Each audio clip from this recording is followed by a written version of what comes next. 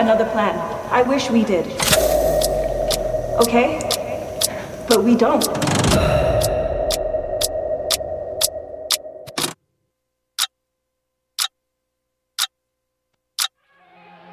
Relax.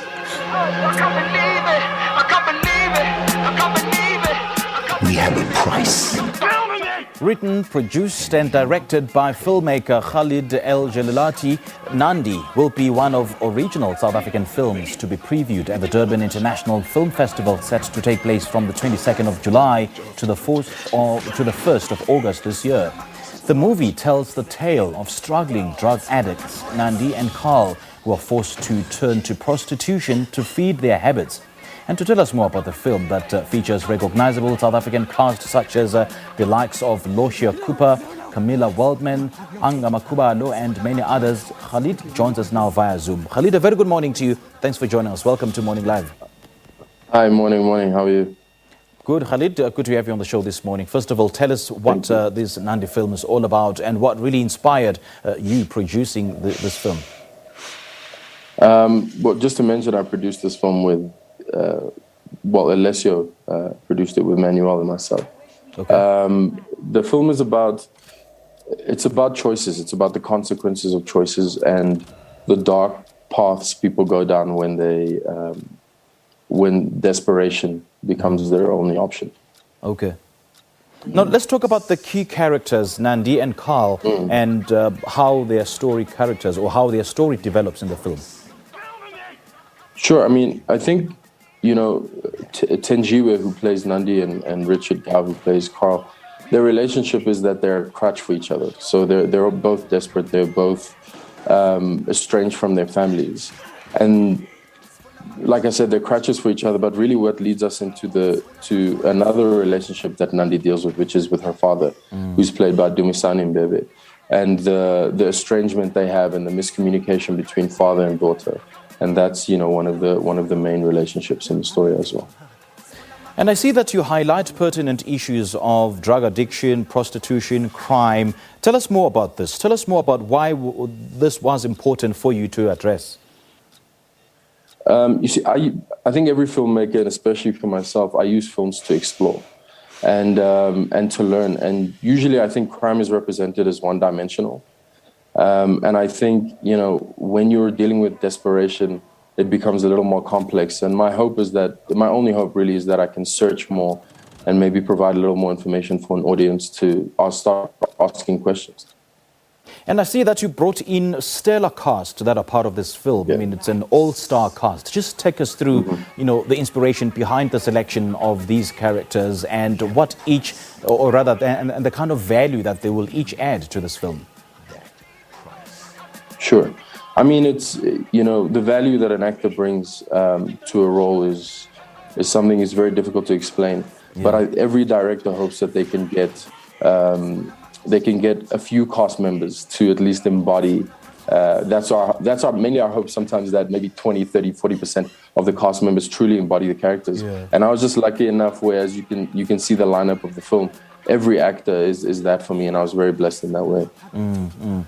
And when people watch this film, Khalid, what are they going to see and experience? I wish I had an answer for that. I hope that I think my only hope for the film is that when people watch it, they have questions, and they debate. Yeah, and what kind of debate? I mean, what kind of conversations are you hoping that this film will spark? I hope people kind of start to look at, again, crime is not one-dimensional. But as a complex issue that is brought on by other situations. And to also have conversations about family and the drug issue. The drug issue is a big issue as well. Whether we treat it as, and it's a debate I'm having. Do you treat it as a disease? Do you treat it as something that we have to treat, or do you treat it as, look, this is someone's choice, and because it's their choice, they have to deal with the consequences of their actions? Where do we draw the line, and where do we find the balance? And it's a question I can't answer, but I'm searching. That's what I'm doing. I'm hoping to search for an answer. So who is this film aimed at? I mean, which kind of individual will sort of strike resonance with this film and enjoy it and draw so many lessons from it? I think for me, this film is not escapist cinema. It's not about escaping from reality. I think, Okay. I have a theory around, I haven't done my research, but hopefully I get to, or more research at least, that every society that prioritizes escapist cinema has a very kind of dysfunctional structure in it. And people who kind of approach, and that's how important realist cinema is to me, is that it addresses who we are and we're able to face ourselves, walk out of that cinema or walk out of the screening or finish the film and sit down and go, I disagree with you. I think that character is right or that character is wrong. Yes. And we start to see each other in these characters. And I hope that people in desperate situations really, look at this film, or people who know people in desperate situations, which is all of us at this moment, as what's happening in the country. Okay. And to be a little more understanding than judgmental. Sure. And the film will preview at the Durban International Film Festival this year. Give us more details around that.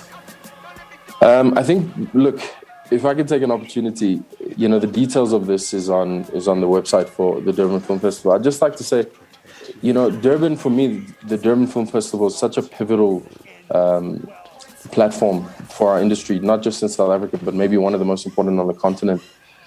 Because there's so many filmmakers who are undervalued and neglected, and worst of all, ignored by our industry. And as storytellers, we fight every day to archive moments in our history and to search for answers through our art form. And the majority of South African filmmakers, unfortunately, are dealing with cinematic elitism and culture ceilings.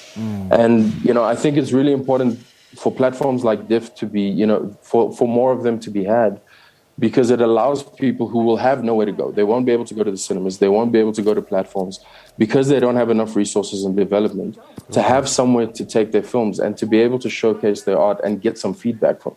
So I think it's really important to say. I just wanted to use that opportunity to say that. Sure. And I understand that you are hosting a workshop on independent filmmaking. Yes, yeah. The model, I refer to it as mixtape filmmaking. And it's a results-based, solution-driven model that provides filmmakers with a lack of access to resources, which there are many, a way to develop a fiscally, this is the most important part, a fiscally sustainable film career. Okay, so when is it hitting our screens? The film? Yes. I mean, it's early to say. We're still in the festival phase right now. Okay. The producers are in negotiations. The executive producers are in negotiations, but the film is just in festivals right now. Okay, all right. When we're ready to share more, they'll share more, yeah. Thank you so much. It's a lovely chatting to you, Khalid. Thank you so much for your time. Have a good day. Thank you. Be you safe. too, man. Thank you. Well, that was director, screenwriter and producer Khalid El-Jelailati, and we're just talking to him about his film, Nandi, that's set to be previewed at the Durban International Festival later on this month.